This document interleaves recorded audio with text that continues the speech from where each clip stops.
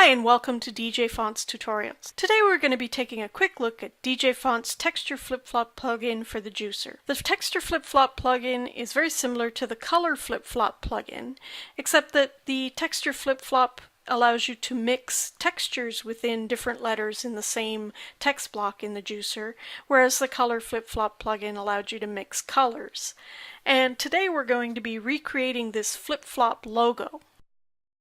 When we released Collection 4 of DJ Fonts, one of the fonts contained in the collection was Fruit Punch, and we had a lot of comments about this poster that appears in the juicer for Fruit Punch, where we have different fruit textures within each of the letters.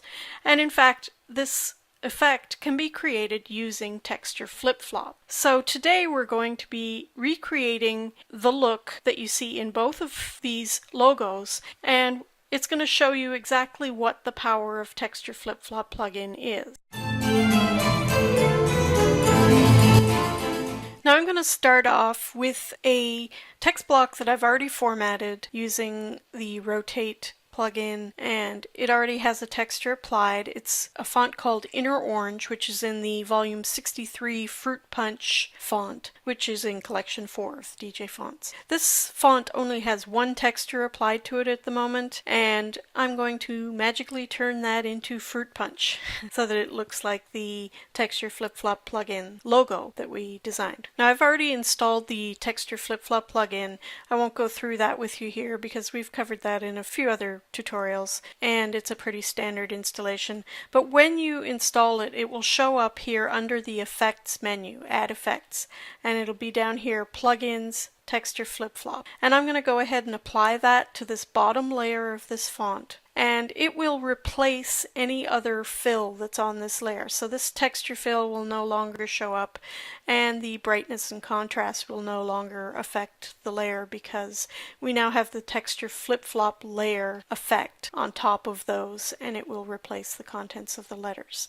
Now, as you can see, the Texture FlipFlop plugin here consists of a table of 9 different textures, and those correspond to the letters in your text block. And the way you define which texture affects which letter is here with the FlipFlop type. Now, that's when you're working on a per glyph FlipFlop order, which means every letter has a different texture from this table. For this text block, I'm going to define 1, 2, 3, 4, 5, 6, 7, 8 as my FlipFlop type because I want a different texture for each letter in the text block, and there's 8 letters in the block. And I'm going to make sure it's on per glyph because I don't want it to be per word. If I chose per word, that would mean I'd have one texture for each word. So one texture for flip and another for flop. And right now I'm working to recreate that logo, and I need it to be per glyph. So the next thing to do is to define these swatches in your texture library. And there are a couple of ways you can do that. You can right click on the texture and say Assign Texture, or you can come down here to the Assign Texture link, and it will bring up your juicer texture library that's available for any font that you create in the Digital Juice Fonts interface in the juicer. So I'm going to go here and choose the orange slice that we had originally applied to this font because I want that in the first letter. So I've selected it, and I'm going to say Apply, and it shows up here in the first swatch, and it will get applied to the first letter. So I'm going to continue to do that. In the second one, I'm going to go choose Watermelon. So I'm going to right click on top of it and say Assign Texture, and I'm going to scroll down here and find the watermelon texture, which I have available to me because I have Collection 4 installed, and it was part of the texture pack that came with Collection 4. There it is, and then I'm going to apply it, and it shows up here in the second swatch. And I'm going to proceed and do the same thing for each of these other textures. For the third letter, I want kiwi, so I need to find the inside of the kiwi. And here it is, kiwi slice. I'm going to apply it. Next, I need a pineapple slice, so I need to go find that. Now I'm working on quite a small screen size here for this video, so you'll see more of your textures available when you're doing this yourself because you won't have to keep your screen small. Okay, so I've got my pineapple. Next I need my lime. I'm just loading these in for the moment.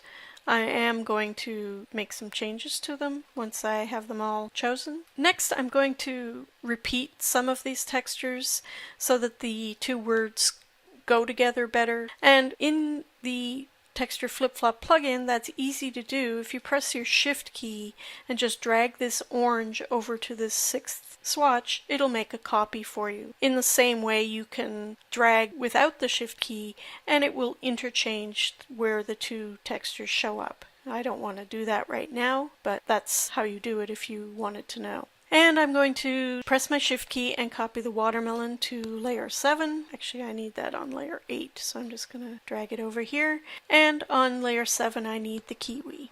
So pressing Shift, I'm going to drag it and drop it on top of 7. So now I've got all 8 of my letters filled with a new texture, and you can see it already looks pretty good. But I'm going to go in and make some subtle changes just to give it a little bit more flair and to match that logo a little bit closer. If you notice on the eye here, the center of the kiwi slice is right in the middle of the eye, and I want to do something different with that.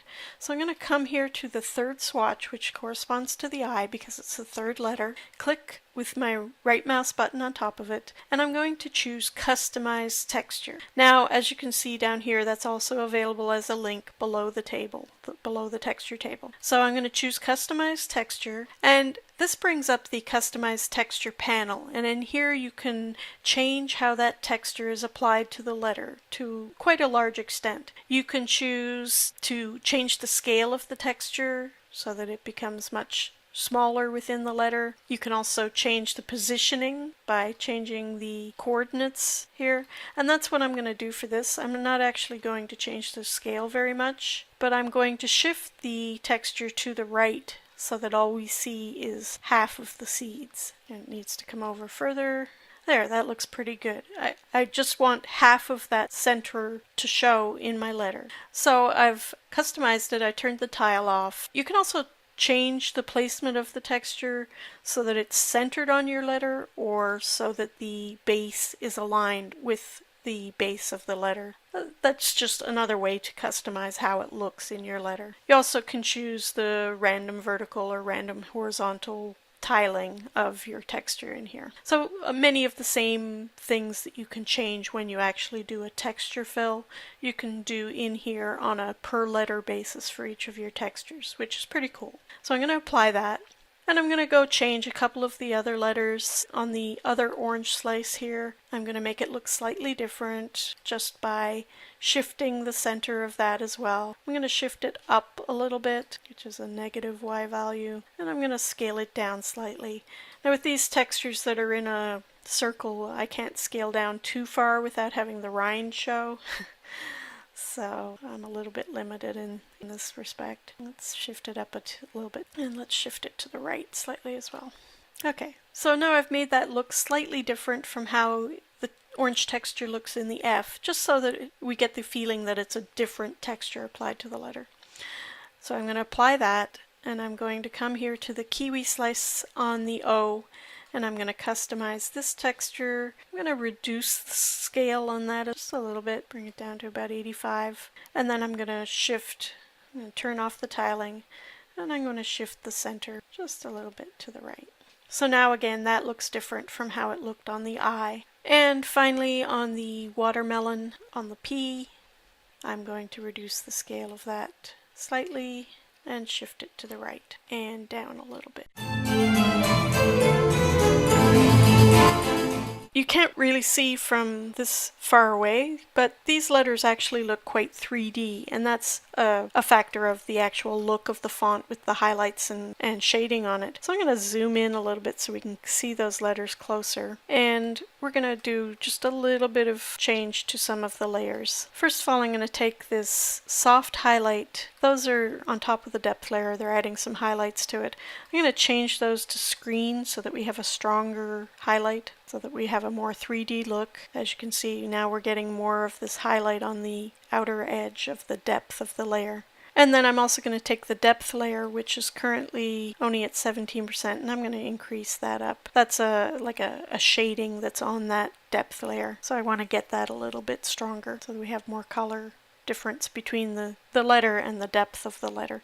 And finally, last but not least, I'm going to add a drop shadow to this bottom layer, the one that has the textures in it. And to do that, I need to come up here to the Effects menu, choose Drop Shadow, and I'm going to make it quite soft, around about 25 opacity, and shift the angle up a little bit so that each letter casts a shadow on the one next to it. And I'm going to increase the distance and make it very soft. As you can see, I now have a shadow being cast from one letter onto the next letter all the way across. So that was just a quick look at some of the features in the Texture FlipFlop plugin and how you can create a very fun, bright, colorful look for a logo like this. But you can also use a library of textures that is more monochromatic, just with different textures that go together in the same color ranges to create a very subtle look. And possibly we'll do some tutorials showing you that at another time.